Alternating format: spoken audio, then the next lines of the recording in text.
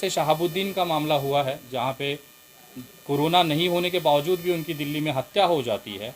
हम लोगों ने इसके बाकायदा सोशल मीडिया पे बहुत सारे सवाल उठाए, लेकिन कोई जवाब नहीं मिला। आज जिस तरह से अगर कोई काम करने की कोशिश कर रहा है और मदद करने की कोशिश कर रहा है, तो सरकार उसे भी मदद करने नहीं दे रही है। विनय दुबे एक सामाजिक कार्यकर्ता हैं।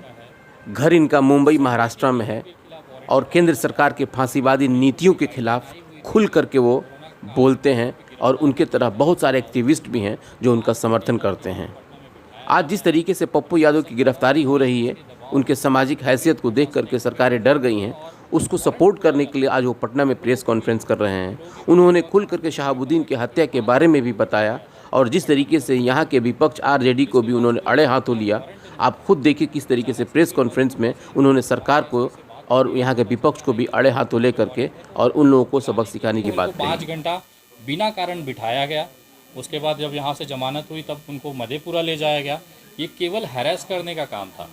एक पूर्व सांसद, एक संविधान पद पे बैठा हुआ व्यक्ति और कम से कम 25 सालों का उनका जो राजनीतिक या संवैधानिक पद पे जो काम किया है उन्होंने, इस तरह के व्यक्ति के साथ अगर इस तरह की कुछ क्रूरता की जाती है, और मुझे तो शंका है कि कहीं ना कहीं उनकी हत्या का प्रयास चल रहा है बिहार के अंदर। कल मैं जिस तरह से दरभंगा गया था, उनके अस्पताल में मुलाकात मुझे नहीं करने दिए, जबकि कोई बड़ा इशू नहीं है। मेरे पास कोरोना बहुत नेगेटिव की रिपोर्ट है। मैं मुंबई से ट्रेवल करके अगर यहाँ आ सकता हूँ, तो कोरोना का बहाना बना के किसी से उनसे मिलने नहीं दिया जा रहा है, और वहाँ पे क्या हो रहा है ये किसी को जानकारी नहीं हो रही है। तो कहीं ना कहीं मुझे ऐसी शंका है कि बिहार सरकार उनकी हत्या का पूरा कोशिश कर रही है। आखिर आपने किस आधार पे उनको गिरफ्तार किया है, और रात को 12 बजे कोर्ट खोलने की क्या ज़रूरत पड़ गई अचानक से, और जिस एरिया में उनको गिरफ्तारी होनी चाहिए, जिस एरिया में उनका अपराध है, जहाँ पे उनको गिरफ्तार किया गया है, वहाँ से नेपाल बॉर्डर पे ले जाने की क्या मंशा थी, और उस बैरक में रखा गया जहाँ से सांप निकल रहे हैं। तो ये जो कहीं ना कहीं उनका जो सरकार की जो उद्देश्य था वो बहुत स्पष्ट है कि हम ना काम करेंगे ना आपको करने देंगे। अगर कोई बिहार की जनता को बचाएगा तो उसको जेलों में डाल पूरा बदल दिया गया है। अब सारे लोग पप्पू यादव पे फोकस हैं, लेकिन कोई रूढ़ी से सवाल नहीं पूछ रहा है कि वो एम्बुलेंस आखिर क्या हुआ। जो पप्पू यादव ने 40 ड्राइवर्स दिए थे, उनका रूढ़ी जी ने क्या किया है, और वो एम्बुलेंस क्या अभी भी बिहार की जनता के लिए खुले हैं या नहीं खुले हैं। अगर रूढ़ी जी का हिसाब किया जाए तो वो इकलौते ऐसे इंसान हैं जिनको बीच मंत्रिमंडल में से उठा के फेंक दिया था इसी एनडीए सरकार ने। वो क्या कारण था, कोई बता सकता है क्या? हम लोगों ने जब इसकी पूछताछ की, खोद किया, तो पता चला उनके ऊपर गंभीर भ्रष्टाचार के आरोप हैं, और ये आरोप कोई ऐसे वैसे नहीं है। जिस ज़मीन पे वो एम्बुलेंस मिले हैं, मैं आज आपके वीडियो कॉन्फ्रेंस के इस प्रेस कॉन्फ्रेंस के माध्यम से मैं पूछना चाहता हूँ बिहार सरकार से कि उनकी पर्सनल ज़मीन पर सरकारी पैसे 9 करोड़ रुपए से उनके जो घर बनाया है, भव्य घर बनाया है, वो पैसे की निकासी आखिर किसने की है और किसने इसमें मदद की है। हमारे पास वो डिटेल्स हैं जिसमें मैं आपको ये कह सकता हूँ, जिसमें मिली भगत है वहाँ के डिस्ट्रिक्ट मजिस्ट्रेट, वहाँ के रूढ़ी जी खुद, और उस विभाग से, जिस विभाग में वो मंत्री रहे हैं, उस विभाग के सरकारी पैसे से, बिहार की आम जनता के पैसे से 9 करोड़ रुपए से उन्होंने अपना भव्य घर बनाया। वहाँ पे 40 एम्बुलेंस था, कम से कम 400 लोग बसते थे ना। वो सवाल अगर पूछने वाला व्यक्ति को अगर सरकार आरोपी मानती है, तो मुझे लगता है देश भर की सारे जो लोग हैं वो आरोपी।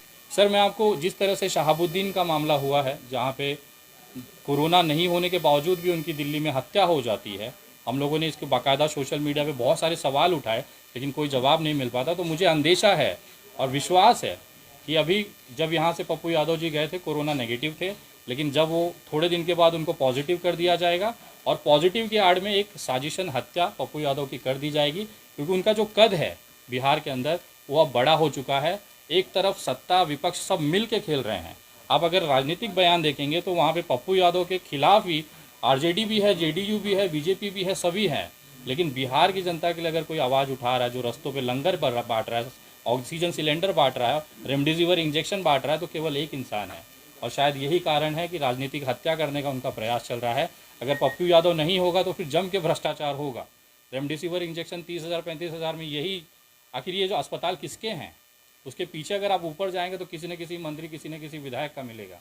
ये जो फ़ायदा है, पैसा जो कीमत है, वो जनता की जान पे, लाशों पे कमाने का पूरा प्रोपोगेंडा है, पूरा तैयारी है, जिसमें रुकावट पप्पू यादव कर रहे हैं। और यही खामियाजा है कि आज वो जेल में है और कुछ दिनों बाद उनकी हत्या हो जाएगी। बिहार की जनता मुझे सबसे बड़ा शॉकिंग है।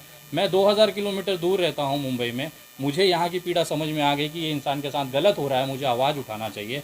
वहाँ से उत्तर प्रदेश से राज त्रिपाठी भाई आए हैं, बनारस से मिश्रा जी आए हैं, गुजरात से काजल निषाद आ रही हैं, कन्हैया कुमार भाई से बात हुई और दिल्ली से आ रहे हैं। ये सारे लोग जब हम लोग दूर रह के ये चीज़ समझ पा रहे हैं तो बिहार का युवा शांत क्यों है? हम लोग किस दिन का इंतज़ार करेंगे जब पप्पू यादव को कुछ हो जाएगा तब हम आंदोलन करेंगे? आज वो जिंदा है, इंसान जिंदा रहते अपने पूरे जीवन काल में कुछ अच्छा कर सकता है।